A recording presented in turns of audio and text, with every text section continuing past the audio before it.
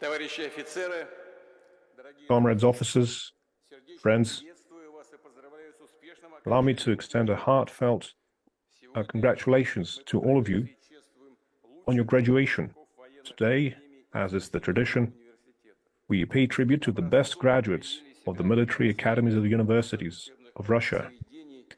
You have shown yourself to be the cream of the crop of those starting to become part of our armed forces and emergency and security services, showing a top level of skills and prowess and a higher level of knowledge. This will allow you to become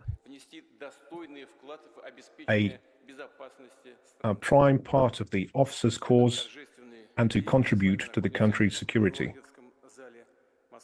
Today we are in the St. George's Hall of the Moscow Kremlin. It is here in this historic place that we have always honored the best warriors of Russia who have sacrificed themselves to fight for Russia's security and for peace. And today, the Russian officers and soldiers are courageously fighting in the special military operation, liberating the historically Russian lands, protecting our citizens. I am sure that you will be a powerful addition to the officers' corps, and that you will uphold the traditions. And I hope that you will continue to develop professionally and to master the arts. As Dragomilov said, a leader who is truly committed to the cause must constantly learn, because without knowledge there can be no victory.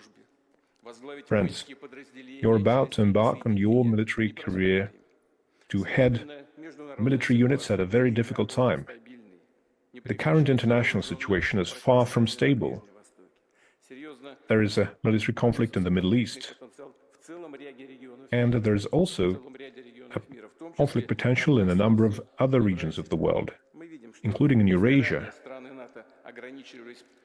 Before, NATO countries limited themselves to supporting the Kiev regime, which came to power through an illegitimate coup d'etat using armed force.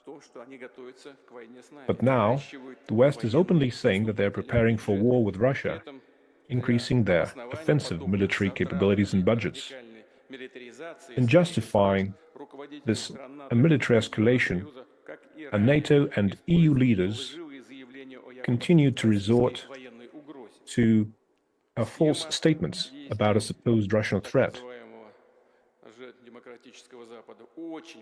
This course of action is very simple. First, they create threats to our country, forcing us to take appropriate measures to defend ourselves and to ensure our security, and then they proceed to accuse us of all of the deadly sins, to justify their aggressive policies against Russia. You know that full well. Even after the treacherous attack on the 22nd of June in 1941, which was truly a treacherous act, the West and Hitler's Germany tried to accuse the USSR and Stalin of aggression against the collective West, as we call it today. It is surprising to learn that this is a concept seriously considered in academic circles today.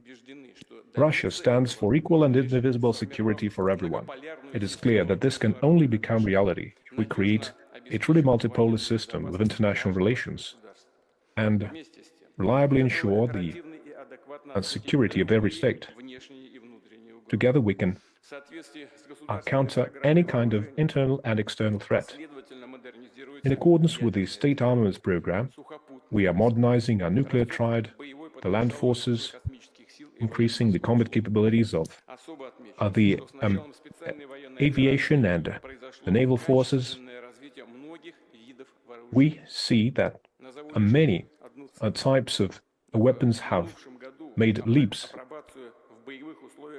in development. This year, over 1,000 different types of weapons and equipment were tested in combat, including UAVs,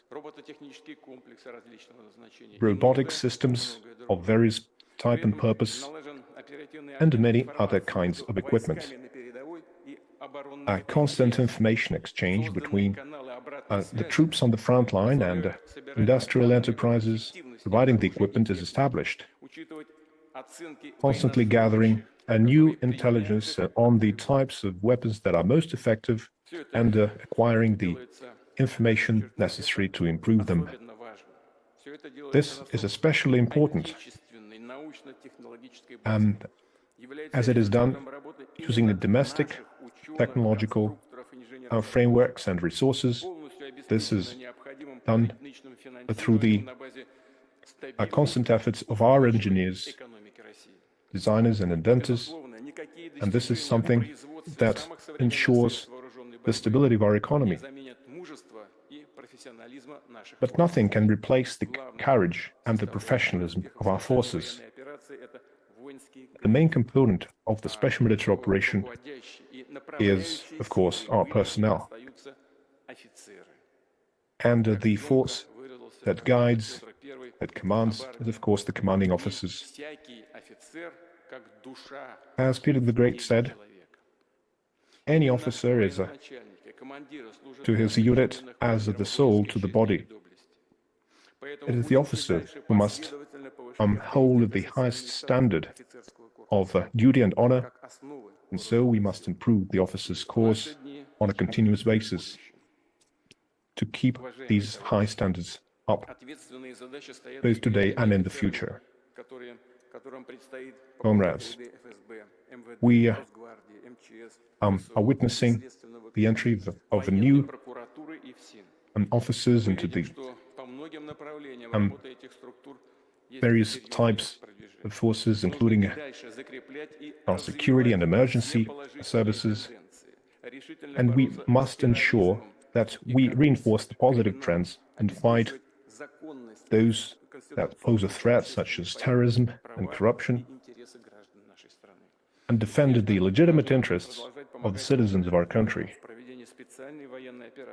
And of course, we must make sure that those fighting in the special military operation receive all the support that they need, and that the liberated regions are supported as they should be. I'm sure that every one of you will do everything they can and will be a true heir to the glorious military traditions of Russia. I want to thank your teachers and instructors, all of your mentors, and everyone who made it possible for you to achieve such a great result.